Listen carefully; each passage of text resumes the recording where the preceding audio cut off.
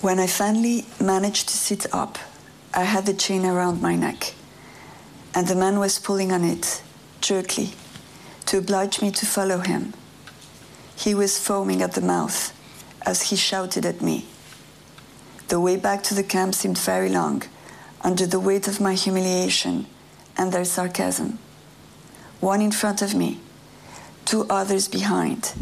They were loudly exulting in their victory. I did not feel like crying. It wasn't pride. It was just the scorn required to ensure that the cruelty of this man and the pleasure they derived from it had not reached my soul. During the suspended time of that endless march, I felt myself becoming stronger with each step because I had become more aware of my extreme vulnerability.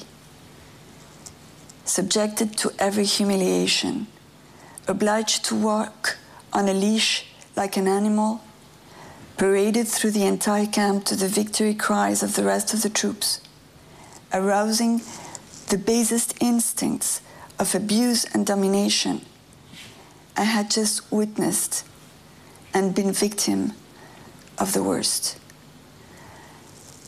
But I was surviving with a newly acquired lucidity. I knew that in a way I had gained more than I'd lost. They had not managed to transform me into a monster thirsting for revenge. I expected the physical pain to hit when I was at rest, and I prepared myself for the onset of my mental torment. But I already knew that I had the ability to free myself from hatred.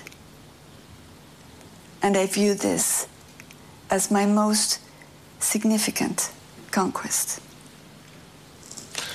Yeah, they tried to dehumanize you, but they didn't succeed. Well, no, they didn't. No. What was it that you could keep your dignity? Well, I think that there is a simple word that can explain many of the things that happened to us as human beings, and I think it's love. Love from? Love from my children, from my mother, love that I had in the past that I could cling on to just to have the strength to want to go back to my life. I believe in God, so love of my God too, thinking that perhaps I didn't understand why, but I could perhaps learn something from that situation, and I came to the conclusion that I could perhaps turn the bad into good. And love of my fellow hostages too, because I was surrounded with incredible people that were example of solidarity, of, you know, sacrificing themselves for others. And that was, I mean, that I think is, that kept me. Mm-hmm.